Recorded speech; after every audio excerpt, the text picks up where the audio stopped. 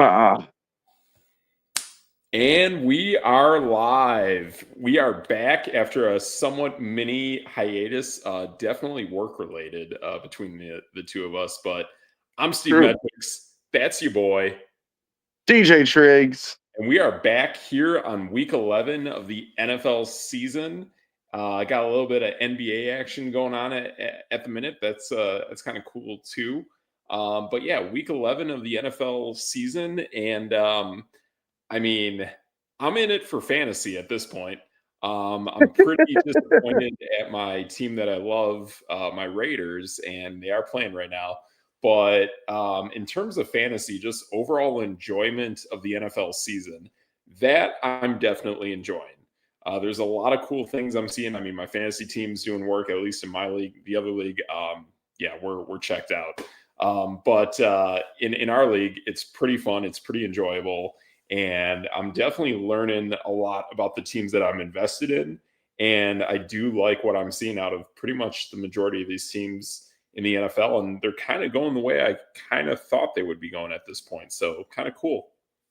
I mean, I don't know. I'm confused. I don't know if anything means anything anymore. I mean, the best quarterback in the whole NFL is Jacoby Brissett. So, yeah, sure. Did you see the fact that he actually broke an NFL record? The game this Sunday that he played, it has the most completions ever by any NFL quarterback in any game was Jacoby Brissett in that game. And they lost by 19. That yeah, that makes sense. That's about what you expected. Kind of like watching the Giants last week, and then also watching the Giants against the Packers. That was a game that, to be honest, I thought Green Bay would win. I was kind of shocked that game was as close as it was. But when it came to the end of the game, did I think that Jameis Winston was going to lead a game-winning drive and score the game-winning touchdown to put the Giants ahead? Or would he probably be Mr. 30 for 30 like he always was in Tampa Bay? He was definitely Mr. 30 for 30. And man, that wasn't the only point in that game where he threw some just crazy looking passes that, like, it's just man, weren't intercepted. I mean, I don't know if that's where we want to start, but yeah. And yeah. I love the Giants, by the way. I'm just saying, next year, like, look out. And I mean, I've been rocking 2 to 3 Giants in my fantasy lineup almost the entire season, and surprisingly, it's going really well. Well, I mean, if we're gonna go by, let's just go down the toilet bowl that was the Packers versus the Giants. Oh, heck yeah. Yeah, there was a point where I legitimately said to myself, "Are we gonna lose to the Giants?" Yeah. Oh man. And I'll tell you what. I mean, for as weird earlier in the season that I didn't think Jordan Love was that great of a quarterback, I'm telling you, every time I saw that ball leave his hand, he threw excellent passes in this game for the against the Giants. He looked fantastic. There was like 5 or 6 drops in one game. Oh yeah, the receivers I can't say the same about, but the Jordan Love throwing of a football was money. So last year, Packer fans hated. What was the thing I seen? 3 of the top 5 players in drop percentage all came from the Packers, right? Mm-hmm. And then this game, I was like, oh no, we forgot how to catch the ball. Between last week and this week, it just got out of hand.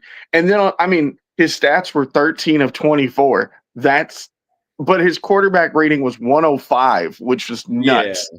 I mean, if you say it's probably a handful of drops, then really it'd be 18 out of 24, which is basically a 75% completion percentage. Yeah. If you really think about it. And then you look at that, and then you go, okay, that's really bad. Well, if you look at everything else around him, that means Malik Willis, who came in when Jordan Love apparently broke his arm because he doesn't know how to slide. Malik Willis comes in, goes 2 for 2, and throws a touchdown, and it's like, what what's going on here? Right. There was so many feelings in this game that I had no idea that I felt all at once. Um, I'm a little confused on what we're doing with kickers. So, I think your guys Brandon are hurt, right? McManus. McManus is hurt, right? So he's been hurt for like a month.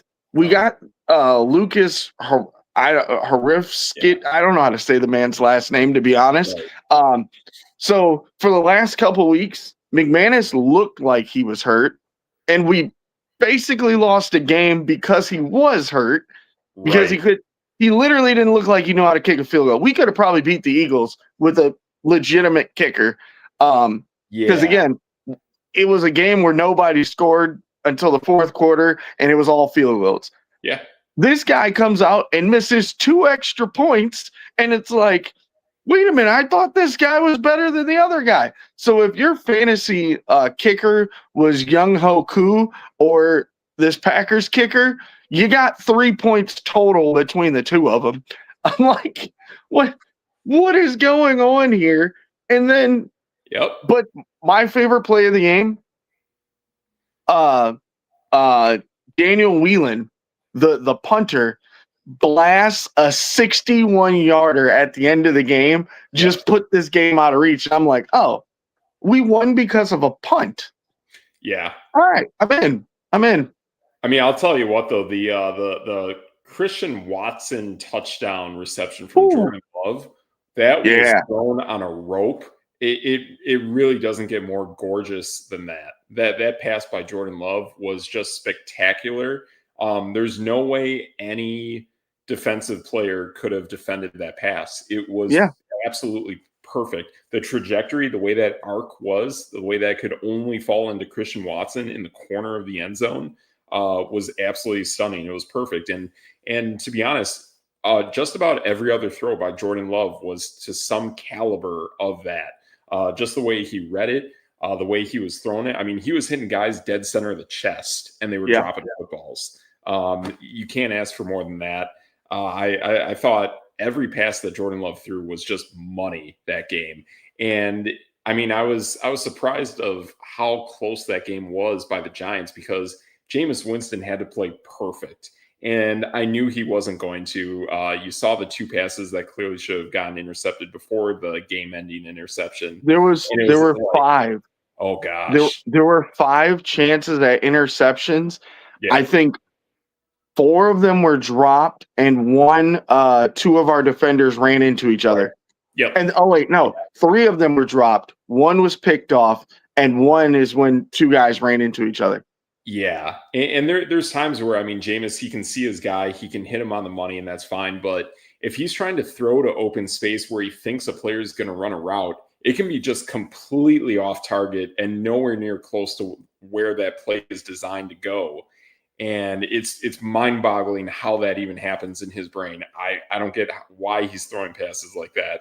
It's crazy, but it's reasons like that where those balls that should have been intercepted and weren't is the only reason why that game was close. I really don't think this game should have been close at all. Green Bay's defense looked good except for against the run.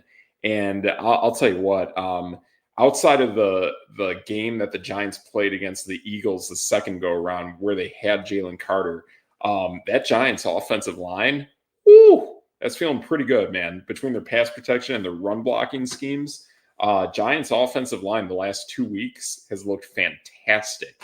And going into next season, this is easily the top job for any NFL head coach that's out there going for. I mean, the Giants, regardless of the record, going into next season with healthy players on that roster, that team is absolutely loaded. And if they keep losing games, they're going to have all the draft capital again. And they knocked it out of the park this past offseason. I mean, I don't know if the Giants would win the division. I might still bet them to win the division next year.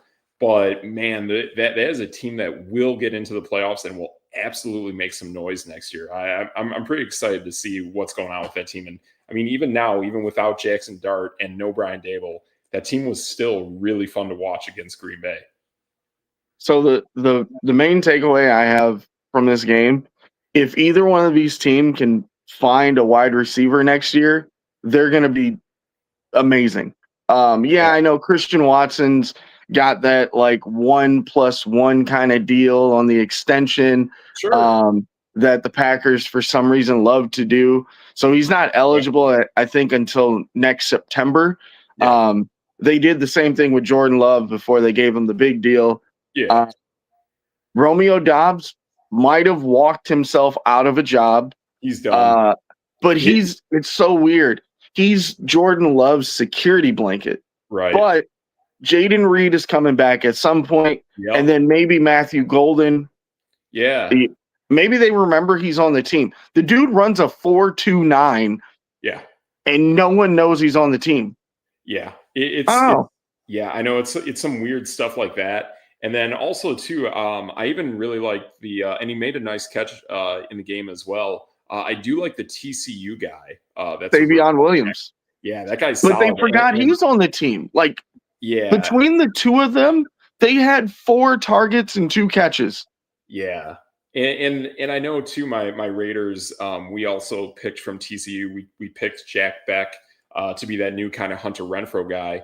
But from the tape that I saw from TCU last season, the guy that you guys got, to me, is the better TCU wide receiver. Oh, he is. And Beck is nice, but the guy that you guys got, I was like, man, that guy's – I mean – it's why I like the guy that you guys got, and it's also why I like that Deontay Thornton on the Raiders too. But Deontay Thornton's got a little bit of the dropsies, and you got the Geno Smith factor, so it's kind of weird. But I like seeing both those guys better than Jack Beck, so that's where I'm at. And then the other big takeaway, this is a fantasy takeaway.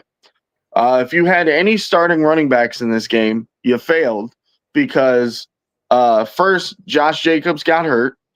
He's probably out for maybe a week or two. Emmanuel Wilson got a touchdown.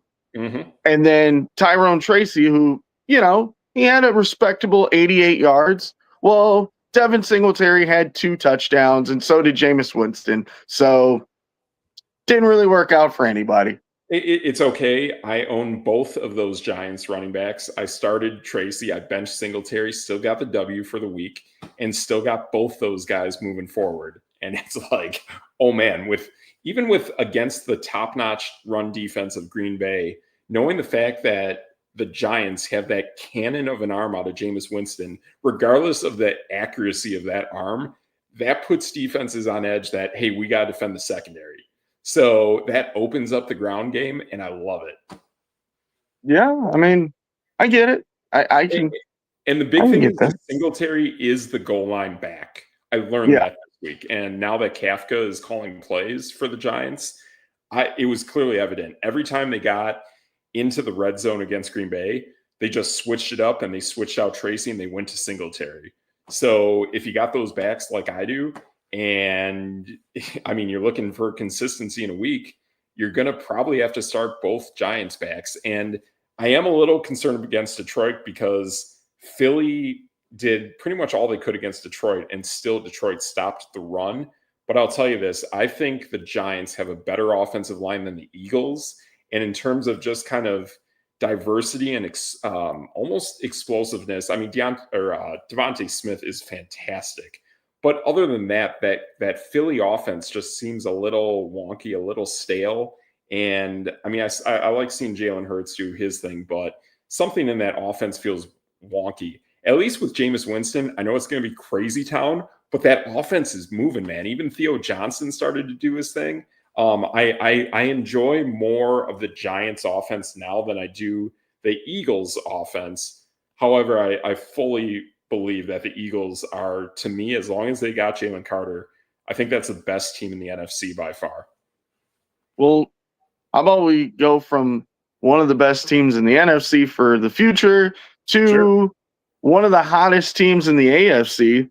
How about those Dolphins beating the Commanders?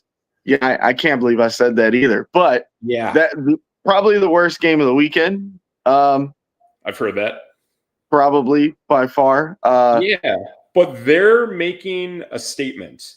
And I had somebody, I saw their next 4 games posted, one of which was this game against Washington. By the end of their games over the next 3 weeks, this team could be 7-7 and making a push for the playoffs. To rattle off wins against Washington and Buffalo, that's big, man. And their fantasy players, they're making a big impact, whether it's been Ollie Gordon a few weeks ago, Devon Achane. I think Tua had a big game a few weeks ago against the Bills. This team is rattling off wins. And granted, the GM stepped aside. Could I still see Mike McDaniels getting fired by year's end? Yeah. But this team is they ain't taking that foot off the gas pedal, man. They are all gas, no brakes. This is a sneaky team that I could see still making a shot at making the playoffs in a weird kind of way. How about 10-7? Let's get a little crazy. Really? So, man, you got to rattle off more games, man. All right. Where are you seeing this? New Orleans, winnable. Yeah, oh yeah. The Jets, winnable. Yeah, and they're starting Tyrod Taylor. That's a major step back in my opinion. The Pittsburgh Steelers, if they don't have Aaron Rodgers by that point, could be winnable. Yeah. We'll talk about that. By that point in December, Cincinnati is definitely winnable. Oh, they're done. Now this is the only game that could be tough, but it matters. I mean, it's week 17. This team could be just like, hey, we made the playoffs. We're good. Yeah. At home against Tampa Bay could be winnable. And then week 18, New England might not play any of their starters. Yes. Could be winnable. Wow. Yeah. So I would say every game but Tampa Bay. And my reason is because now the thing that you and I talked about that I kind of got cold feet on at the last second, but man, are they pressing it on? And you've seen it firsthand. A few Carolina. weeks ago. Carolina's they got the sail up in the mast of their ship, and they are sailing that thing hot into the postseason if they can. And whether they go ashore and they don't get in, fine. But Bryce Young, I mean, the guy threw 400 yards and like 4 or 5 touchdowns, something like that. Dave Canales, man, I know last year I put a vote in for him or a bet in for him for Coach of the Year. Canales, I mean, if they make the postseason, that guy should deserve Coach of the Year. I mean, I still got some time to put in a bet for Coach of the Year at this point, but the work that Canales has put in.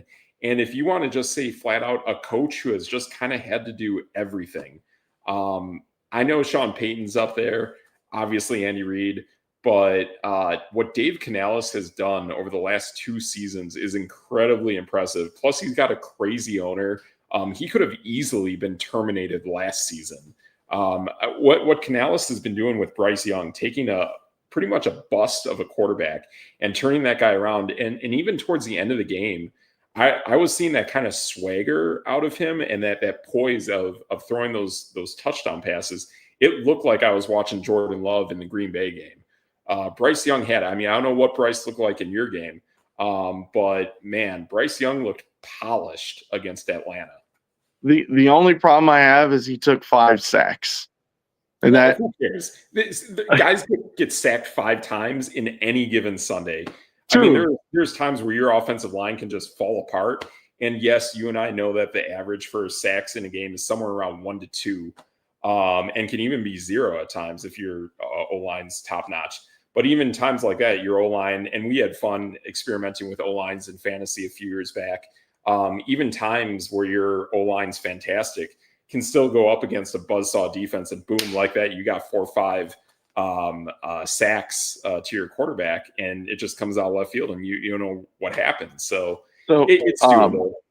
The only thing I learned from this weekend is Jacoby Brissett and Bryce Young are the 2 best quarterbacks in the NFL. Yeah, That's what I've learned. I'll tell you what, though, I love what is going on with Arizona with Jacoby Brissett, and it tells me that this ownership group, whether in terms of the owner, the management, the coaching, they absolutely all together despise Kyler Murray.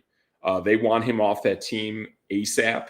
I've heard that they're pretty much benching him in terms of money in a similar way that the Raiders did with Derek Carr.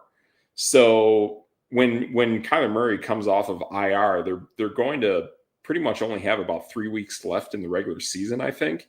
And at that point, they'll come up with another weird reason of, we'll pay you for every single game played, but you're not going to be on the field. And going into next season, whether he starts or they cut him, and they do this in the new league year before June 1st, they will pay Kyler Murray roughly $54 million either way. So no matter if he's on the team or cut from the team, he's still going to count for $54 million against the cap. They're absolutely going to unload Kyler Murray. Like, they hate him. He's toxic. He only wants to play video games. He's in it 100% for the money. Get that guy out of the team. I mean, there's a few other quarterbacks in the league that are like that.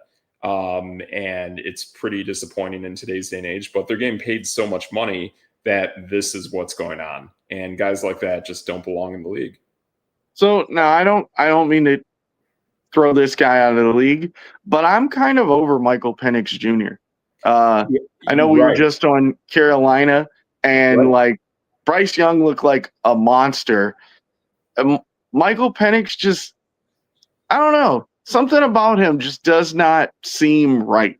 Yeah, and I'll even go all the way back. I mean, the image I still have of Penix in the pros in my league is still, or in the league, is what we saw out of Penix week 1, where he looked really discombobulated and he was just kind of running all over the field, and he had that weird game-ending goal line reach across the line, the goal line to win the game. And it's not the Penix that I saw at Washington. And here's the other thing about Penix that you got to be really concerned about, because Atlanta took a reach on him. And this was Atlanta who still had the ability. They could have taken Brock Bowers if they wanted. The weird thing with that was Penix in college had 2 massive knee surgeries.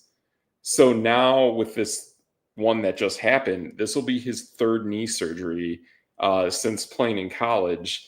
I think you're spot on, man. This is a guy that is a statue of a quarterback. You have Kirk Cousins, who's on his last few years being in the league as well.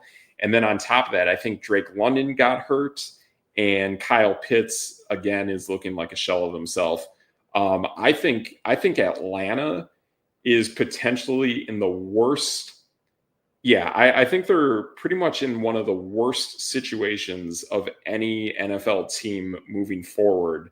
And on top of that, they can't get fans to go to their games because they all sleep in from the night before, like they did on Sunday, because they just beat Texas at Georgia. So when these games start, no one's there because everyone's asleep because they stayed up all night watching Georgia beat Texas. Like, this is a real thing. This franchise is in dire straits between their personnel and the fact that nobody shows up to their games. Right. And now, even when Penix was on the field, though, I mean, he was 19th in yards. He's only got 9 touchdowns for the entire season, which is 26th in the league. I mean, his QBR is 17th. Yeah. I think he had 3 in one game. He's had more games of 0 than he's had of 2+. Yes. And I can tell you this too, in our league, we know that Penix was it Penix, Spencer Rattler, and maybe one other quarterback we saw were all picked ahead of Jackson Dart. And even, I mean, I eventually found my way to Drake May, gained some advice from someone, but even Michael Penix was drafted ahead of Drake May in our league, which is kind of a shocker.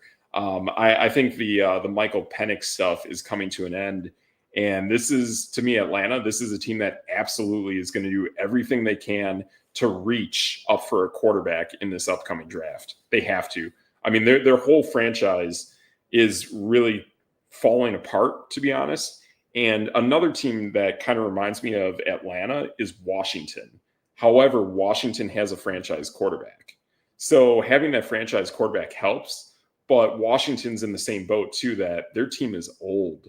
I mean, they have to break this down and start over at virtually every position, including Zach Ertz, but kind of hold on to Zach Ertz for a little bit.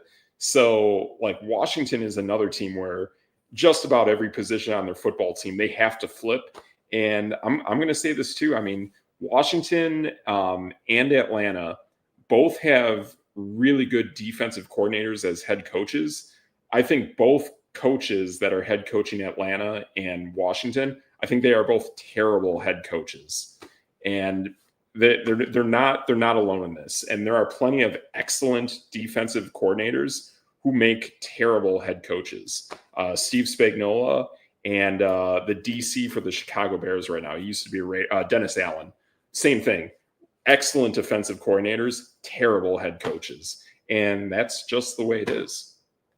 No, I'm with you. Let's talk about. I thought this guy had a chance to be MVP. His numbers are really good at 17 touchdowns and 3 interceptions. Sure. Baker Mayfield and Tampa Bay, like, I don't know what's going on, but they can't beat anybody. Yeah, and my concern with that is the script on Tampa Bay is pretty much what we know it's going to be. It's going to be a lot of dink and doink. And until they ever get back Mike Evans, that's pretty much what it's going to be. I mean, is Emeka Egbuka back? I think he's back, right? Oh, that's a good question. Let me check. He played in this game. Yeah. Okay. All right. So they're going to try to double cover Egbuka and then make sure they can manage the middle of the field. And yeah, you're going to give up a lot of yards on the ground. And I wish I had Bucky Irving back, but I don't. But that's how they're going to pick their poison. And any team that has a better strong-armed quarterback and maybe a more diverse kind of offense and just as good of a defense as Tampa is going to have the upper hand. So Buffalo is exactly that kind of team.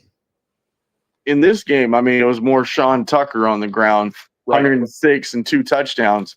But so I'm looking back at the schedule for Tampa. Yep. So their losses are Philly, Detroit, New England, Buffalo. Those are all playoff teams.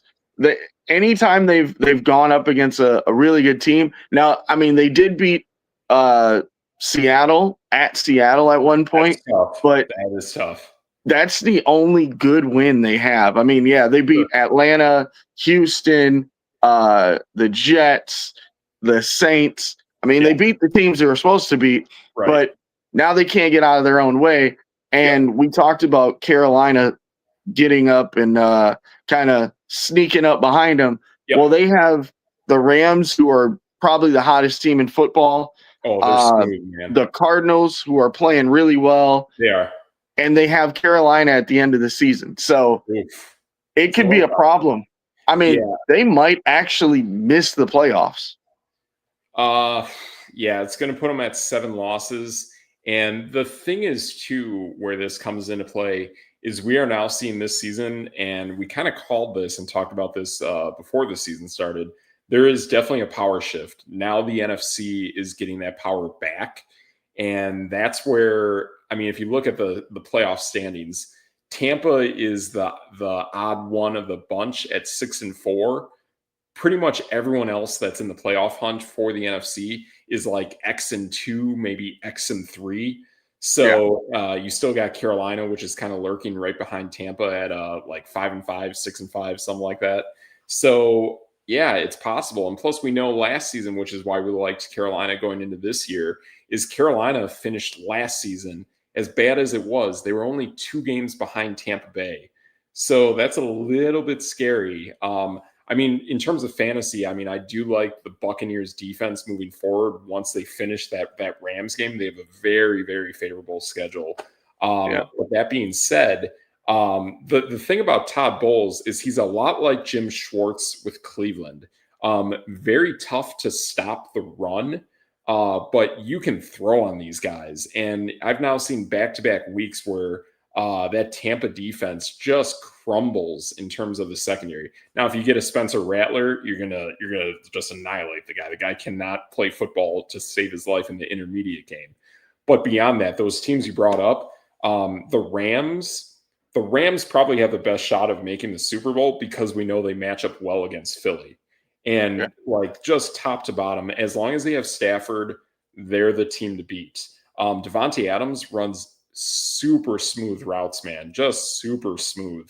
And the defense of the Rams is fantastic. So really cool things we got going on there. I'm with you there. Yeah. Looks like we got a question here from our guy Dante Mibro on YouTube. Check this out. Yeah. I can't see it. Okay. Do we think Jake Ferguson gets a few catches tonight? I mean, I'll tell you this. I've watched my Raiders, but now I'm in like semi-protest mode until Geno Smith gets benched. And I can tell you that ain't going to happen against Dallas or Cleveland. That's for sure. So I don't really know how my team is against the tight end. But Ferguson has always been one of those tight ends I like. I liked him at Wisconsin as well. He was a pretty good tight end for the Badgers. But I don't know. I would think, does he get some catches tonight? I would think so. I'm gonna assume that he gets catches. I mean, Ferguson's just kind of a monster. I mean, we're only in the beginning of the second quarter. Dak Prescott's already thrown the ball 12 times, and Geno's thrown it 13 times. So, I mean, this could be throw the ball all over the yard kind of day. Now it's a matter of who they're going to target. It looks like Pickens has 6 targets.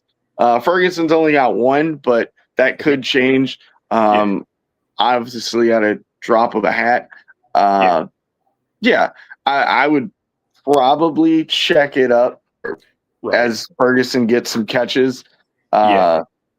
He's 11th in receiving or in receptions right now, and tied for 6th in touchdowns. So I would probably put my money on that. Yeah, and my feeling is this game is going to be close at first, but we know that Dallas offense is all gas, no brakes, and it's on the same way on the defense too. You can do everything you want against that defense unless you're incapable at offense, like my Raiders are. So it's going to be kind of close to begin with, and then as time goes by, the Cowboys are going to do their thing. And Jake Ferguson, he will get some receptions at some point, whether it's at the goal line, after a long drive, somehow, some way, that guy's going to get some production. Whatever Cowboys he got on offense, I mean, maybe be a little bit leery at the running back position. I get it. But, man, if you got any pass catchers or Dak Prescott, let them rip. That's what I say. Yeah, I mean, absolutely. So it looks like he's kind of been getting a lot of targets. There was one game against Denver where they got blown out, where he only got 1 target, but he's at least gotten 3 targets in every game, and at least 3 receptions in every game. So, why not? Exactly. Yeah. So, like the guy's a solid tight end. He's a great guy to roll with for sure. Speaking of great guys to roll with, all right. No, I'm lying. I'm going to skip that. Nobody needs to talk about the Texans and Titans because, I mean, I don't know what else to say about them. Oh, I'll say one thing though. You dropped your boy from the Titans in our league, that wide receiver on the Titans. What's his name? Kirke or something? That guy's fantastic. I didn't have a space for him. Okay, oh, no. I know he's really solid. I just didn't have a space for him. Wow. But the injury bug got you that bad? No, he only had 2 receptions, so he's been kind of buns lately. Well, yeah, but before the bye week, he had like 4 straight like really good games. Oh, I know. I was with him. He just doesn't score touchdowns though. So, In the last 2 weeks, he's had a combined 6 targets and 19 yards. Okay. All right. I'll give you that. But again, too, it's the Titans. Like, we know it's kind of wonky. Yeah, he doesn't It's score. weird. He's only got 1 touchdown. Right. Yeah, I get it. I mean, if you can justify you got someone better than him, then so be it. I'll give you that. But man, I mean, I see that guy on the fantasy waiver wire. I'm like, oh my gosh, I didn't even know he was out there. I thought he was just locked in step on your team and like nowhere to be seen. And all of a sudden, I find him acquired as a free agent again. I'm like, when did this happen? Cam Ward averages like 1 touchdown a game. So I get I mean, it. if it's not going to my guy, I kind of wait. Yeah. I'm gonna flip out really quick. I'm gonna go see who I have besides him. Oh, okay. Yeah, I mean, gosh, I want to say it was the game against the Raiders. I want to say where he actually had that 1 touchdown, and it was a big time play, man. Seeing that guy play the route he ran to the corner of that end zone, Cam Ward threw it on a rope into that bucket. I really, really liked what I saw of that guy. That's a guy that I really, really like moving into next season. He kind of reminds me of that guy with that really long name that I'm blanking on the name right now, who used to play on the Titans, who I think is now on the Miami Dolphins, Westbrook Akine. Kind of reminds me of that, where it's like this is now the next big time receiver on the Titans. Also, kind of a bummer to see Westbrook Akine do just about nothing on the Miami Dolphins now. Oh well. Yeah. So I have CeeDee Lamb and your boy Tucker on your team. So and then my running backs are pretty much my flex and my running back. Okay. And then I have Gadsden as my tight end. So I don't really have a space on my starting lineup for him anymore, especially with CeeDee Lamb back. Gotcha. Yeah, they'll do it. And it corresponded. CeeDee Lamb came back a couple weeks ago, so didn't really need him anymore. I get it. Speaking of guys that nobody really needs anymore, Mason Rudolph has now taken the job from Aaron Rodgers. No, I'm kidding. Aaron Rodgers he didn't break. They're not saying that yet, but his non-throwing wrist is damaged pretty good. Yeah, and it's interesting because I saw Matt Hasselbeck talk about this today on the Herd with Colin Cowherd on Fox Sports.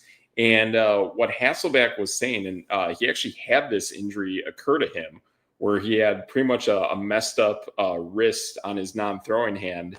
And what they do is they put a cast on it, and you're going to have that cast on your wrist the entire week. And then when it comes to game time, they're going to put a splint on it.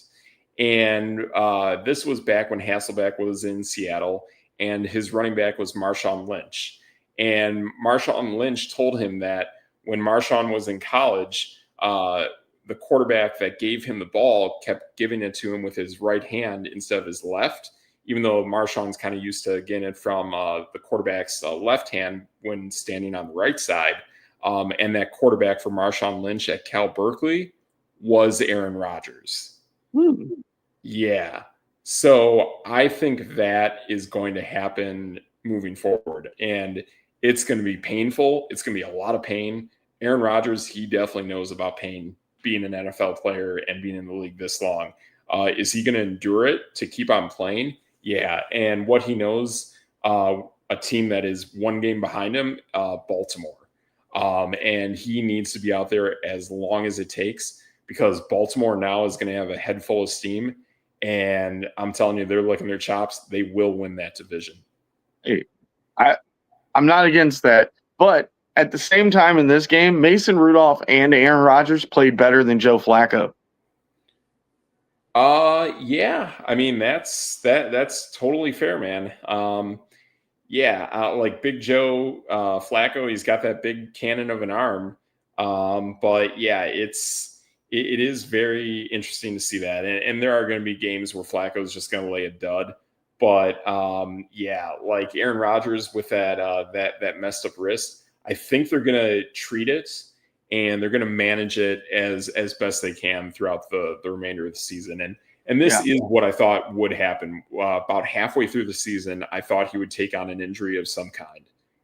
And here we are. We're going into week 12, and we're just about there. So it's going to be hard for Pittsburgh to cross that finish line. I'll tell you that.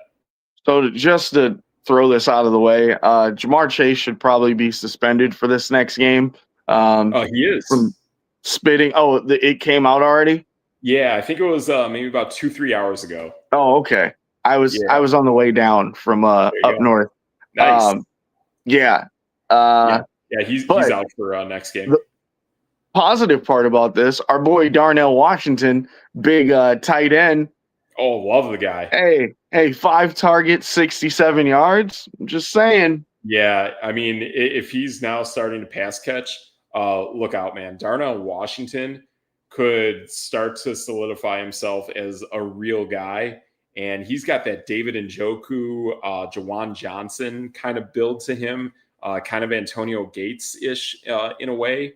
Yeah. Like Darnell Washington, he could be the guy. And not only that, I mean, this is also a team that blanking on the name, but the other tight end on the Pat Freiermuth. Fantastic tight end in his own right. This is a team in Pittsburgh that they're going to start putting out multiple 12, 13 personnel sets, and they're going to roll, man. I mean, I think they're totally content having formations where it's just DK Metcalf or just Calvin Austin, and they're rolling, man.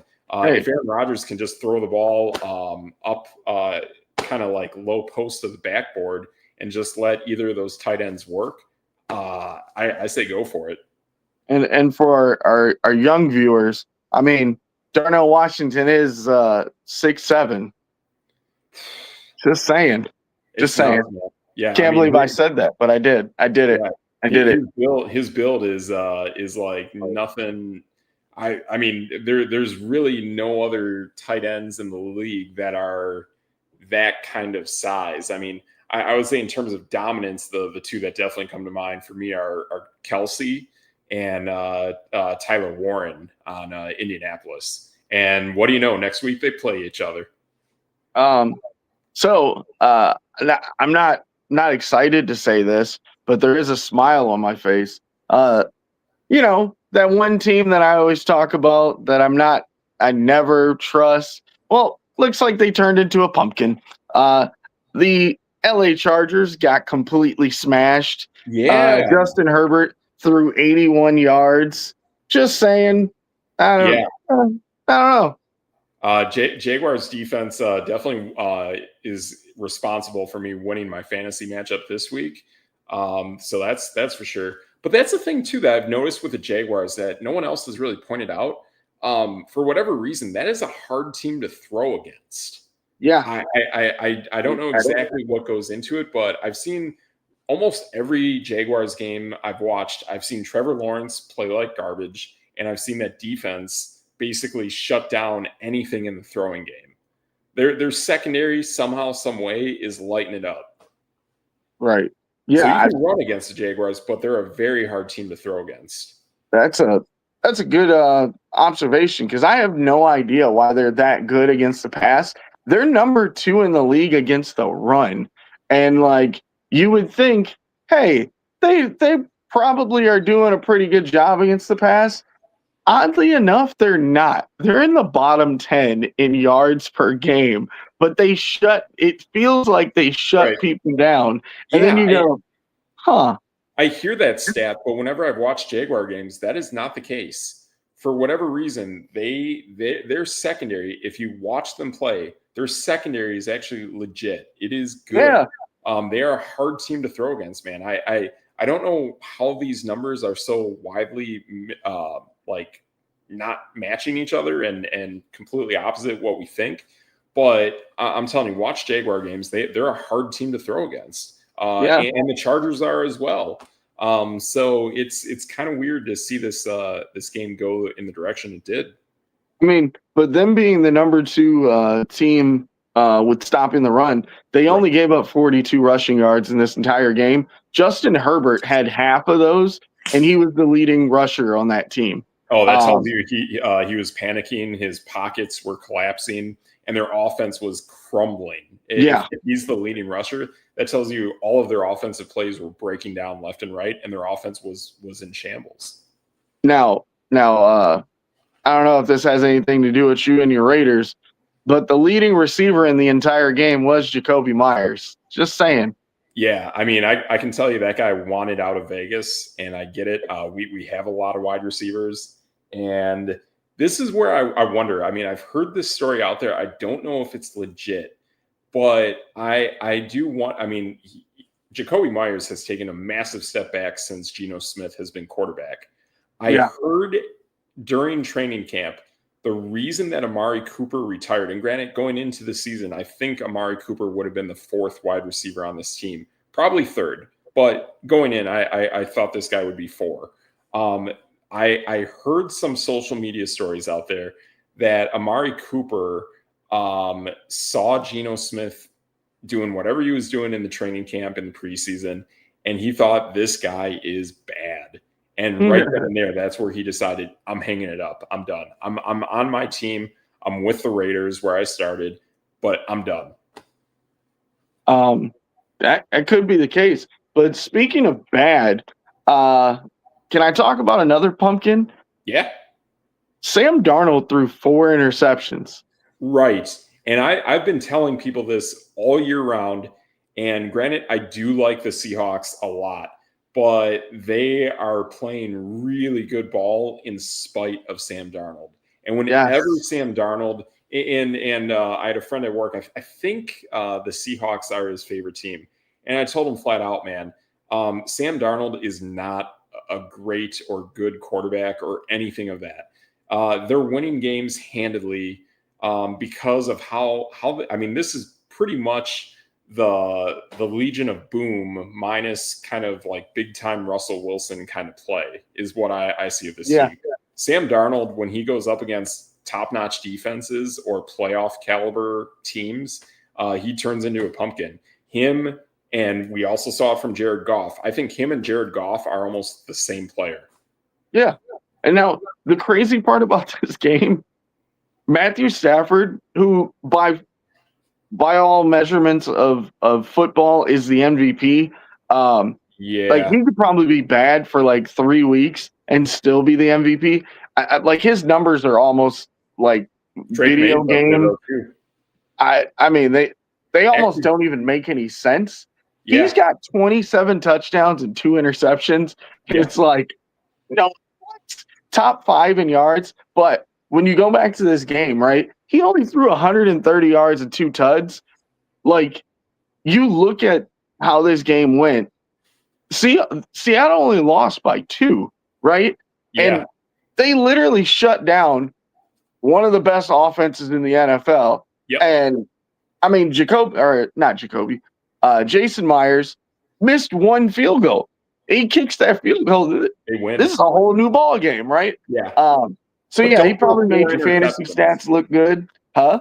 Don't throw 4 interceptions if you're Sam Darnold. Well, I agree. And they still almost won. They were 1 field goal away from winning this game. Yeah. Like, the Seattle Seahawks have 2 capable running backs. Yes. They have, JSN, AJ Barner, traded for Rashid Shaheed, Cooper Kupp. They have 4 capable wide receivers. That offense is loaded. 4 interceptions. Yeah. That offense minus the quarterback is completely loaded. And I'll tell you this too. I mean, I know Philly has Jalen Carter. Detroit is pretty good in their own right. I really like the Kansas City Chiefs defense as well. Denver, they have a solid defense as well. But I'm telling you, man, of all the defenses I've watched, the craziest defense that I don't think anyone knows what the heck is going on. This team is like constantly in zone, but they all know where all the players are on the field at the same time. That Seahawks defense is crazy. There's no one set at the line of scrimmage. They're all like moving around. They're all standing up.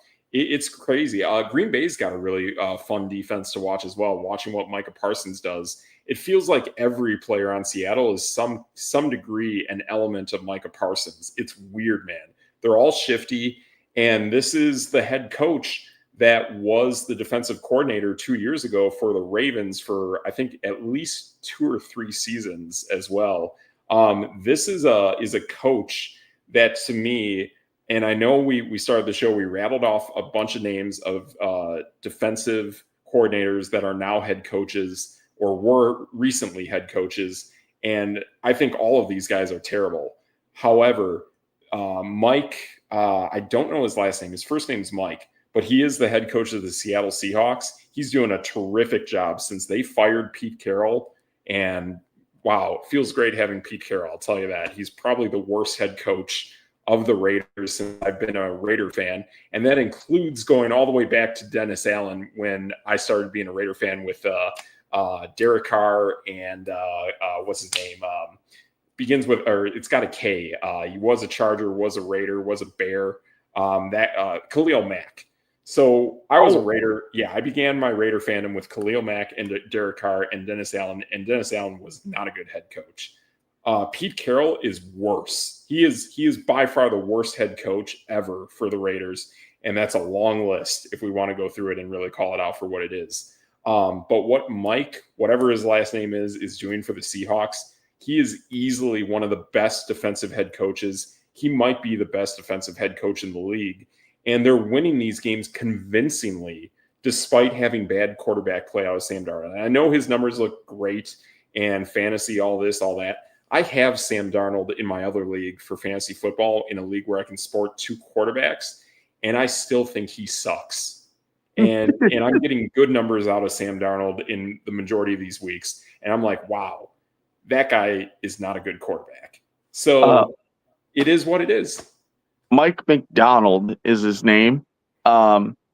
Speaking of quarterbacks that are, apparently the best quarterback in the NFL, they still got beat by 19. Jacoby Brissett threw for 450. Michael Wilson got 185 yards. He was the newest Randy Moss I've ever seen. 18 targets, which is nuts. It was Larry Fitzgerald all over again. But Brock Purdy comes back, makes it look like he never left. San Francisco, if we're going to talk about good coaches, I mean, San Francisco has literally not had their quarterback, missed George Kittle for a handful of games, don't have Brandon Ayuk. Ricky Pearsall just came back. Like, literally the only person that's been on this team is CMC. I don't know how they taped him together with duct tape or something. But, like, they're literally in the playoff hunt. Oh, yeah. And watching, I caught a few days ago, I watched the replay of the game between them and the Rams. And it's like, oh my goodness. These two teams are fantastic. I mean, it could very well be that we get to the the divisional, the semifinals of the NFC conference. It could very well have, if the math aligns itself correctly, we could have 3 out of the final 4 teams in the NFC could all be NFC West teams. I mean, and if the Cardinals weren't strangled by Kyler Murray early in the season and didn't lose James Conner, they could be in the mix as well. And that is also a team, too, that I think has a really good defensive coordinator as their head coach. This guy is ex-Philadelphia Eagles prior to being let go the season before Vic Fangio took the job. This guy got a head coaching job with the Cardinals just at the same time Steichen got hired with the Colts. So the Cardinals play some really good football, too, once they kind of figure out their quarterback situation. They got nice pieces. I like the Cardinals, too. They're not going to be a playoff team this season. But, man, watching the 49ers play, the 49ers, I think, are the team that you don't want to run into in the playoffs. They are a nasty team. They know they're good. They even knew last season they were good, despite the fact that they were beat up. They have the toughest schedule. They probably have the toughest schedule in NFL history. I think, and I've noticed this too, because I have George Kittle for fantasy. I've played with Jake Tonjes as well. I've been watching 49er games almost every single week. I will tell you this, as nice of games that Mac Jones has played, he is clearly, from watching 49er games, He is clearly worse than Brock Purdy. He is absolutely a step down from Brock Purdy. But I will tell you this, Mac Jones, ironically, coming from Jacksonville, he's a step above Trevor Lawrence. So somewhere in this mix, Mac Jones is clearly worse than Brock Purdy, but clearly better than Trevor Lawrence. So that tells me that Mac Jones will have viability of being sought after as a starting quarterback going into next season. Yeah. And on top of that, I mean, you don't want to be the 2 seed because from what it looks like, I don't know if the 49ers have enough, equity to catch Seattle. But even if they do, and Seattle is the 7 seed, you don't want to be the 2 seed by any means. Like, it'll be a problem. And the 2 could easily be either LA or Philly. Yeah. So then one of those 2 is running into Seattle right out of the gates.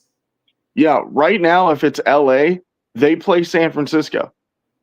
Yeah, and I'll tell you, I mean, and that's the thing is, I think, yes, right now the Rams are the best team in the NFC, but are they going to have the staying power to make it? What are we talking? 7 more weeks of the Rams playing football before the playoffs? That's a big ask.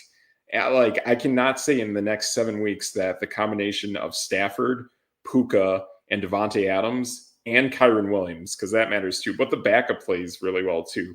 But let's just say the 3 players between the receivers and the quarterback, are those 3 going to stay healthy over the next 7 weeks? That's a big ask.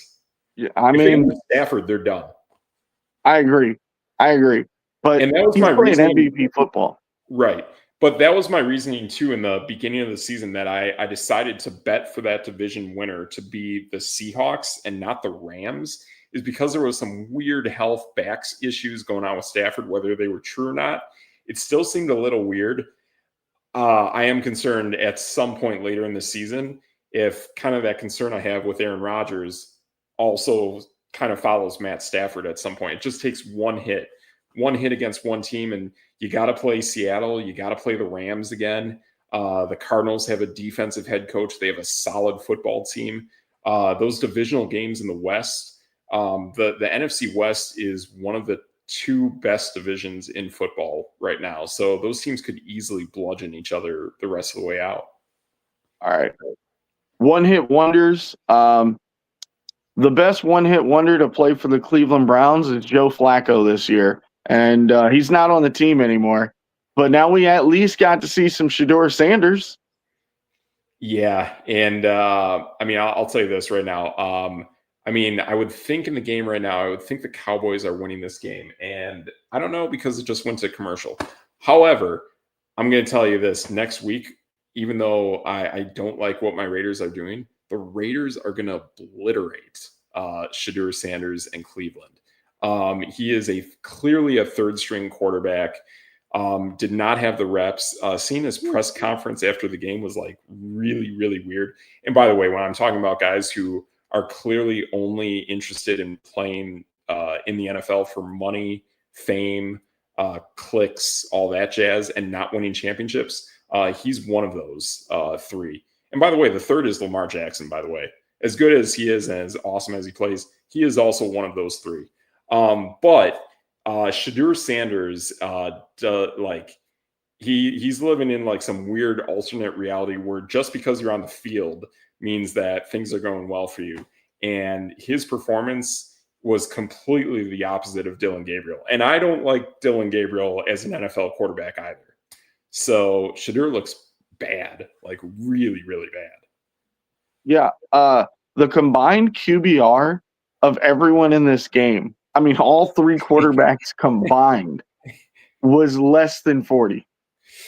Yeah, that's not a good look. And I'll tell you this. I mean, the other thing too with Shedeur, his brother, and Travis Hunter, if we really want to be honest about this, and to me, I think flat out, Travis Hunter did not deserve the Heisman. Great. You played both sides of the ball. Great. Those 3 players playing at Colorado the last handful of years that they've played, they're playing Division II football. they're not even playing against the beaters of their league. And not only that, 2 years ago, Colorado was one of the Pac-12 teams and played probably the weakest Pac-12 schedule that you could find. The 1 week that they went up against Oregon, and Shadur and Dion, they're talking up, we're gonna just pound Oregon left and right. And then you hear Oregon's coach that say, yeah, we just play blue collar, black and blue football, and we're just gonna show up and play and win this game. They beat the living crap out of Colorado. Colorado is not a good college football program. Let's just be honest. So Shadur, do I think he has more ability to last in the NFL than Travis Hunter? I do. But that being said, it's going to be a real reality check next week against a Raiders defense that is a good defense, but the offense has its issues, which makes it kind of fall apart. But to me, this is going to be a replica game of the Raiders-Titans game, where you got Cam Ward, who's kind of nice, but the rest of the team is garbage. You got a Cleveland team that has kind of good pieces around it, and then your quarterback is going to be complete garbage. Yeah. Yeah. He's a third string. That's it. Division II football. I agree. I am with you. I mean, that's why I love Jackson Dart at Ole Miss, because he played D1 football at a D1 football at a tier 2 SEC school, which means he's playing against harder talent that you're used to. And that suits him up and made Jackson Dart, even with the games that he's missed, I think Jackson Dart is still like a top 15 quarterback in the NFL. That's what it takes. Solid. That's no debate. I can't debate that at all. One thing I can debate, though, is I just don't believe in the Denver Broncos. They're going to Bo Nix he's good. He's not great. He's good. But they don't have a run game. Their wide receivers are meh. I know they keep winning, but they win games and no one trusts that they're going to win. I mean, that one game where they were down by 50 points and come back and just I don't know. Here's the thing. I watched that Giants game, and I watched that game because I love both those teams. But I can tell you that Giants game, they're really in. Everyone's like, oh, it's a 33-point comeback. I'm telling you, there was no point later in that game where I really thought Denver deserved to lose that game. There's an interception in that game that Jackson Dart clearly was going to throw. But then, like you said in your Packer game this week, you had two safeties run into each other, and then they dropped the ball. That was a ball that was thrown by Jackson Dart that clearly should have been intercepted. That would have easily put that game away for Denver instead of making that game close. It was either an overtime or it was a last-second field goal, something like that. But I'll tell you what, these teams that know how to win gritty, ugly football games, it's going to do them it's going to do them so much good. I know what you're going to say. No. Minnesota Vikings last year. They won so many games, real close games, and then the playoffs came and they right into the ground. But even at that point, even you and I still said that Sam Darnold and Jared Goff were kind of the same player and both going to fall flat. I cannot say that about Jalen Hurts. I cannot say that about Bo Nix. I'm starting to think that with Bo Nix, though. I'm not getting jump off the page Bo Nix. I think he was a cool story last year, but he throws a lot of interceptions. Okay. I'll tell you this, though, too.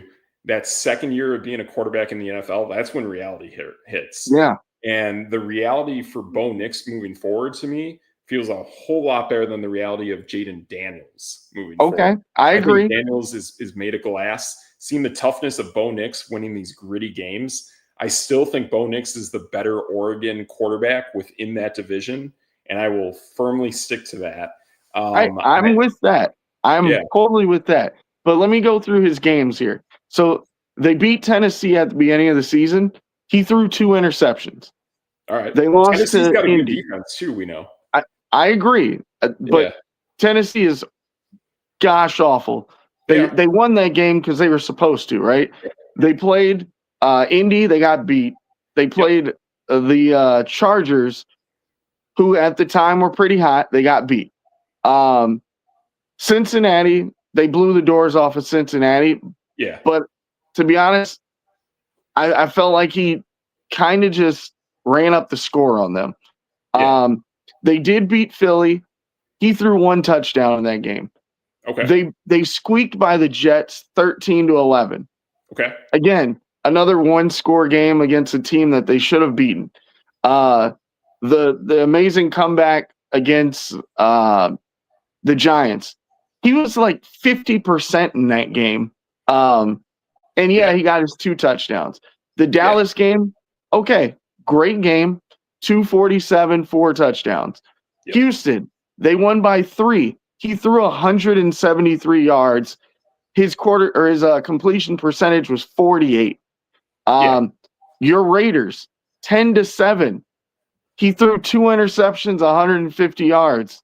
And then this Kansas City game, he had no touchdowns, no interceptions. They won by 3. Like, Yeah. none of these games are he's winning these games. But that's It's a just lot. he's there for the ride. But that's a lot of tough secondaries too that you said. And also going back early in the season too, the Indianapolis game, that was a game that they should have won. I think it was like a last second field goal or extra point they missed, something like that. That was his best game. Okay, sure. The Charger game, they absolutely deserved to win that game. Just some weird things. They outplayed the Chargers in that entire game, to be honest. It was just a weird 56%. Yeah. 56%. That's bad. It is definitely bad. I'll give you that. But I'll tell you this: watching the guy play, I still watch the guy play, and I'm like, "Yep, this is a good quarterback. This is what I see." It is better than it is. It's miles better, I can tell you, than watching Mac Jones play. I watch Mac Jones play. It's like, oof. I can agree with that. This guy makes some good throws, but man, his delivery takes like 5 minutes to like from the moment that ball is snapped to the moment he's starting to release it. Mac Jones is also a backup, though. He is 100% there. But it's much. I mean, it's definitely growing pains, and I think he needs that. And that's kind of what I saw out of Brock Purdy this past season too, or last season, is that guy had significant growing pains last season. Well, yeah. Is it going to do him good this season? Going to do him a ton So of good. Is Bo Nix I'm only going to be great? I believe so. Yeah. I'm only basing it off of right now. These games, they're winning these games in spite of Bo Nix. So what I'm saying is, yeah, as you said, there's a lot of great defensive backs and great defensive backfields and great defenses and pass defenses. Well, when he gets to the playoffs, everyone's a great defense at that point. Like, he might get past the first round, but if I just go to the standings real quick here, they're gonna need to be the overall 1 seed. They will have to be. I mean, so if they play just right now off the cusp, let's say New England passes them, which they have the tiebreaker with New England somehow at this point. But I assume we talked about how New England's second half of their season is just completely garbage, and they're going to run through most of them. That's why we talked about fantasy and their defense so much. They're going to start – whoever's the 2 seed will play the Jacksonville Jaguars, who we just talked about how good that defensive backfield is, and they're the number 2 rush defense in the NFL. They might actually destroy the Denver Broncos because Denver can't run the football. Yeah. I mean, J.K. Dobbins, like, he was doing it, man. And he's hurt. Exactly. Like, I loved watching J.K. Dobbins run that ball. R.J. Harvey, I mean, I was hearing people thinking that R.J. Harvey was going to be the best rookie running back in the NFL this season. Not the case. Definitely not the case. 2.7 yards a carry. Yeah. But with that all being the case, it's still in Sean Payton we trust. Sean Payton, man, he can call an offense. Man, he can build a football team. I am putting my trust in Sean Payton. But what you said is spot on, that New England. But here's the thing: even with Denver as a 2, I can still see them doing it, because the other thing is, as much as I like watching New England is actually playing one of the softest schedules in Yeah, the NFL, I and agree. that is something that you got to really think about too. And could that actually come back to haunt them? And I know the world right now wants to pile on the Chiefs and say they are not a good football team. I'm going to completely disagree. I mean, I've seen the Chiefs up firsthand for several seasons, probably about a decade of me being a Raider fan now. I'm telling you, that game they just lost against the Broncos, which, by the way, was in Denver. Yeah. I'm telling you, man, like, if I'm the Chiefs and I'm staring up ahead of me is only Pittsburgh holding on to dear life. You got what you got, the Jacksonville Jaguars are ahead of you, and you got the LA Chargers. That's it. Now, all 3 of these teams own the tiebreakers against the Chiefs, which is very interesting. But that being said, all it takes is 2 weeks. All it takes is 2 weeks for those teams to fall behind and the Chiefs to Houston, fall ahead. Tennessee, Las Vegas. They play those 3 teams. That's probably 3 W's right there. Yeah, and the other thing And too that I like, Kansas City catches back up. exactly, and the other big thing that I like, which would give them a nice breaker should anything happen. And again, too, I mean, I haven't watched too many Colts games, but from what I've seen in the game that I did and knowing that they lost to the Pittsburgh Steelers, I do not think the Indianapolis Colts are for real. I really don't. And I think this week, the rest of the world is going to come to terms, and they're going to see the Kansas City Chiefs beat the Indianapolis Colts, and that totally flips the script. That puts Kansas City in the driver's seat. And I'm with you. So I was just looking at the Kansas City schedule. Yep. They've literally played 2 teams, and we're in what? Going into week 12, Sure. because Indianapolis counts. They've only played 2 teams that are not playoff teams right now. They're playing Murderers Row. They blew the doors off Vegas and the Commanders, both of them. Yeah. And yeah, think about it. They also beat the Giants also too. Sorry, 3 teams. I didn't think about the Giants, but at the time the Giants were pretty hot with Jackson Dart. That was a Jackson Dart game? I believe so. I don't know. Let me go back and look. Chiefs. I've watched almost every Jackson Dart game. I might be wrong though. Oh, you're right.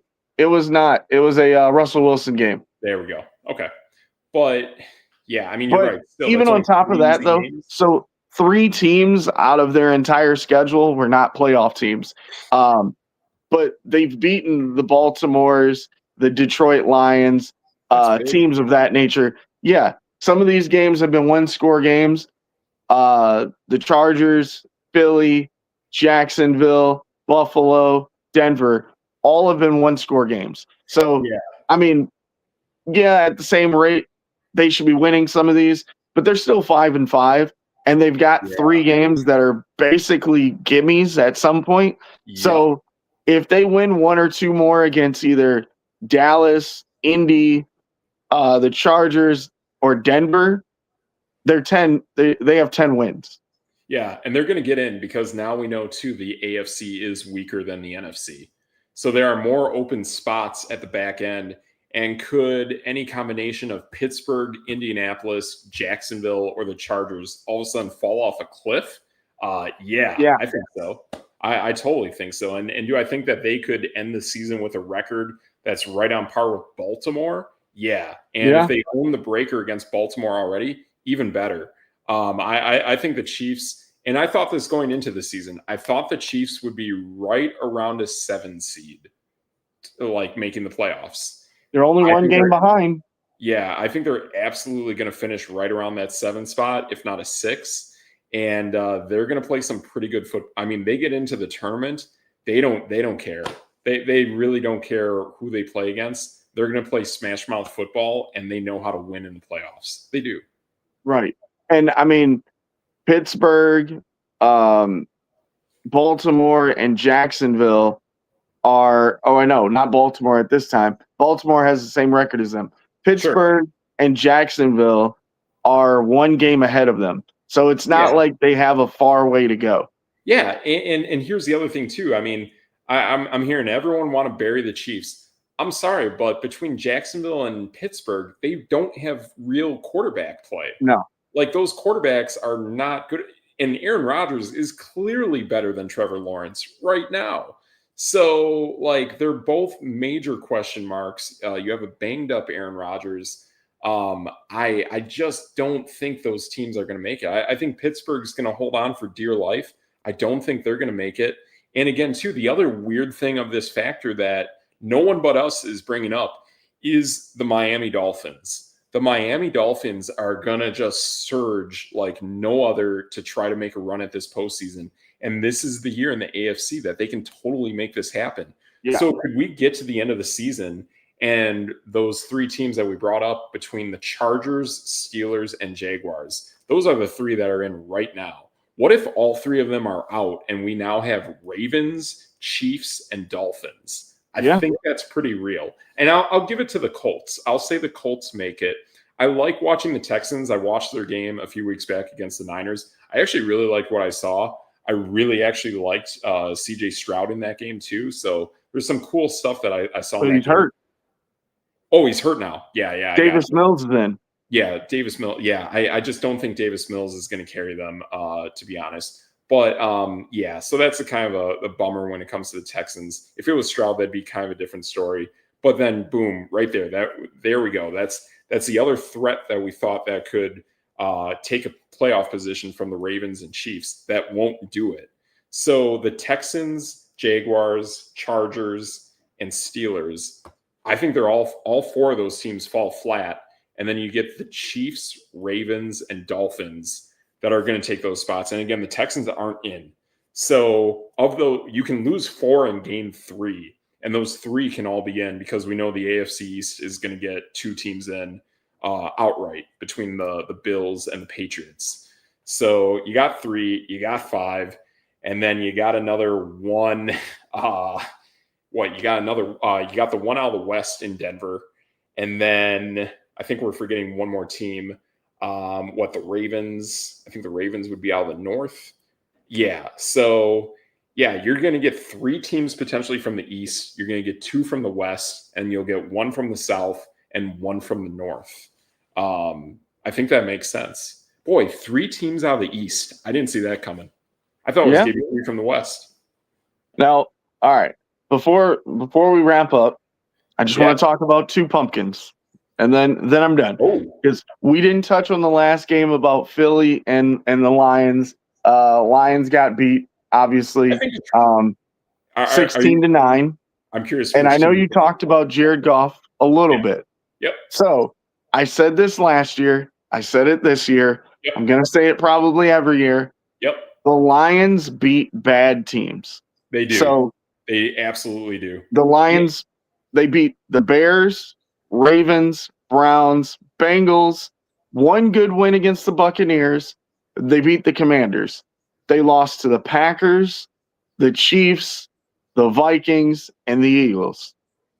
Every good team they played, except the Buccaneers, they have lost to. Now, on the same token, the Chicago Bears, they beat the Cowboys, the Raiders, the Commanders, the Saints, the Bengals, the Giants, the Vikings. So again, 1 good win against the Giants.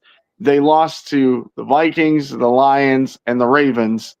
And now they're playing the rest of their schedule is going to be Philly, the Packers twice, the 49ers, and the Lions. They might not win another game. Now, I was going to say they were going to lose this week against the Steelers, but Aaron Rodgers has been playing, and they still have a shot at losing that game. I think Rodgers plays. The only game they're going to win going forward is going to be Cleveland. Yeah. And that's a maybe. If Cleveland's defense comes to play, they might actually win that game, Yeah, so Cleveland's a weird one because, again, it's a good team. It's a good team minus quarterback. Yep. And so it's like you look at these records of 7-3 and 6-4. The the the Bears might not win another football game. Like, Yeah, that is a realistically, very good point. maybe one or two. Yes. That doesn't get them in the playoffs. Right. And that's pretty crazy. And that's the thing, too, is the NFC is top heavy. It is a very, very top heavy conference, more than the AFC is this year now. So I would say between what you and I just saw on Sunday in the Giants Packers game, and again, I'm watching the game because I'm very much vested into the Giants, so I love that. But from what I saw, Jordan Love, you being a Packer fan, you knowing this in the NFC, are we saying that we're still feeling pretty good about the Packers winning the North? Oh, easily. So here's Okay. why. Check Okay. this out. Sure. Just go off of points for and against. Sure. The Chicago Bears right now, points for 258, Sure. points against 264. They have actually had more points scored on them than actually points they've actually scored. And they should have lost the Bengals game. Yeah, to be honest. So now you look at the Lions. Now you'll go, okay, people listening will probably go, well, the Lions have 292 and points against is 216. And well, they got Amon-Ra St. Brown and Jahmyr Gibbs, so they should win every game. Right? They put up 50 on the Bears. Oh, they beat them by 31. That probably helps you a bit. They beat the Commanders. They put 44 on them, and they beat them by 22. Yeah, these are blowouts. That probably tips your scale a little bit just in two football games. Yes. The Packers, the team that people are saying maybe this, maybe that, they've only allowed 196 points. The defense is literally shut down. Oh, yeah. And also, like I just told you, the Bears have a hard schedule coming up. Yeah. The Packers are battling through their hard schedule, and they're kind of okay with it. I would much rather be battle tested now and already fought some of these demons in the middle of the season than having to fight them all at the end of the season. And now you might not even go in the playoffs healthy. Right. And I think, too, this last game against the Giants was as close as it was for the factor of that Giants O-line. That O-line was top-notch, man. Like, they really did way more work than was expected against Green Bay to keep that game close. And all those improbable balls that weren't intercepted by Green Bay that Jameis Winston recklessly throws, which we know happens. Green Bay, I mean, like, even watching that defense, it's like that Green Bay defense is fantastic. Seeing Micah Parsons hunt down Jalen Hurts, and Hurts knows flat out he is not faster than Micah Parsons, is remarkable. Like, the Green Bay defense, it takes an absurdly good offensive line to keep that team at bay. I mean, that's the only reason why that run game was so successful, is because they have a great offensive line. Other than that Green Bay defense, they're gonna play top-notch football against a lot of teams, man. And if they have a soft schedule, they're gonna lick their chops moving forward. And you brought this up too. Like, Detroit against winning teams is not the same. The other thing too that I noticed, where I thought, like, they're not going to score points, that game yesterday was at Philly. When they play outdoors on grass, it's quicksand. That team falls flat, and they might make the playoffs. If they do, they're going to be on the road.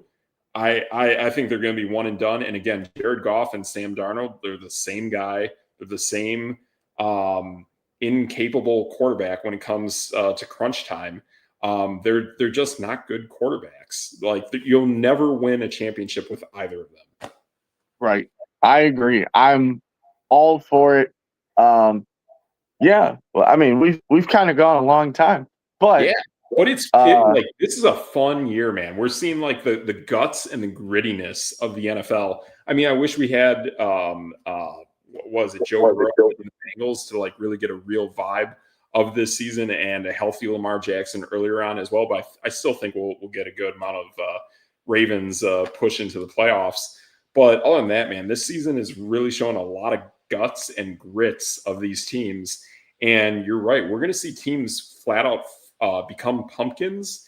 And we might see teams like the Panthers and the Dolphins just flat out rise from the ashes and make a surge into the postseason. which will be exciting. I mean, right now, the top 9 teams in the NFC have 6 wins or better. Yep. And in the AFC, it's only the top 7. So there's a lot of parity in the AFC of teams that could literally be in it. I mean, we're talking about the Dolphins. Dolphins have 4 wins. The Ravens only have 5. Kansas City has 5. Those 3 teams can realistically be in the playoffs. Yeah, and here's the thing though too. I would say that parity still exists in the NFC as well. The thing is, it is just completely cut in half, and the parity is pretty much entirely in 2 divisions. It's in the NFC North and it's in the NFC West. Now, next season, that's going to change. I think we're going to start to see a rise in the Giants, a rise in the Cowboys, something with the Eagles. They'll be good. In the South, I think we're going to see more Carolina Panthers. We're still going to see a good Tampa Bay team. So I think next year it'll start to really even out in the NFC across all 4 divisions.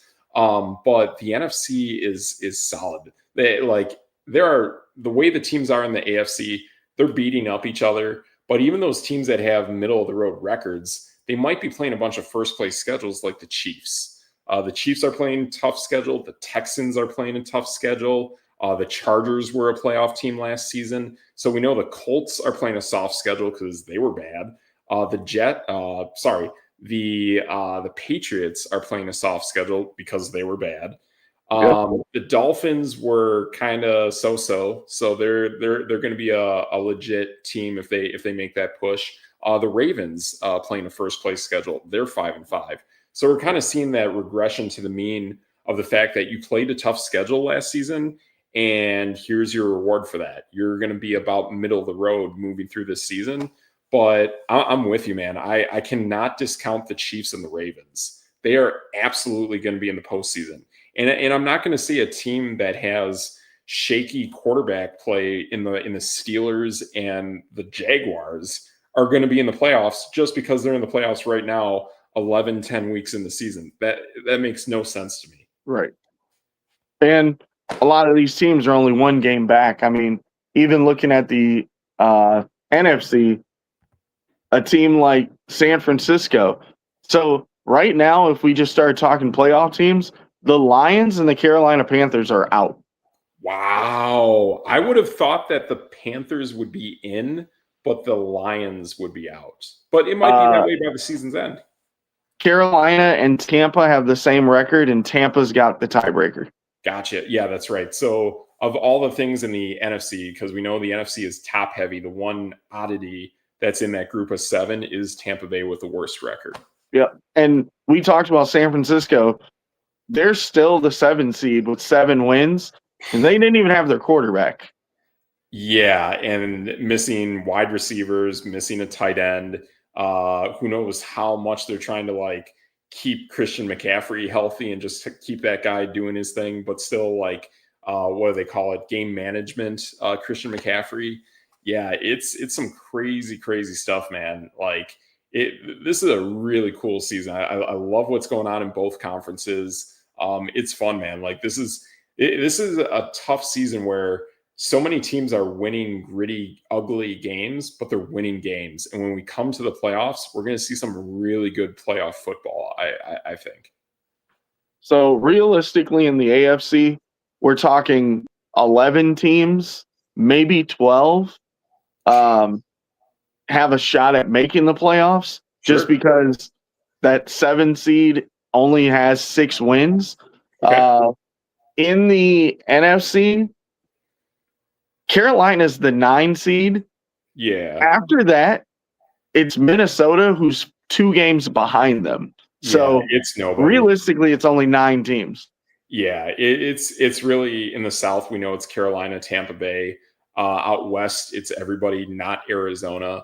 In the North, it's going to be everyone that's not Minnesota.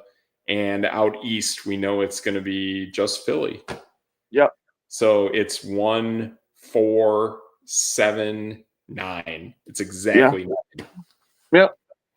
Nice and easy. Nice and easy. All right, man. sir. Yes, Do you want to sir. wrap us up? Oh, I say we wrap it up. That's a great show. I'm Steve Metrics. That's your boy. DJ Triggs. And together we are No Debate Sports. Thanks again for our question from our viewers. Follow us below at No Debate Sports. We're on Instagram, TikTok, YouTube, Facebook, X, all that jazz. We appreciate it. Thanks again. We're going to be back on Mondays moving forward. Our work life schedule is starting to work out. So again, you can catch us here. We're going to shoot for 7 p.m. Central Time. Or what? Yeah, I don't want to offend your boy DJ Triggs, but again, 7 p.m. Central Time here on those social media platforms. That's where you're going to find us. Thanks again for watching, and we'll see you next week, 7 p.m. So that's No Debate. Boom. Boom.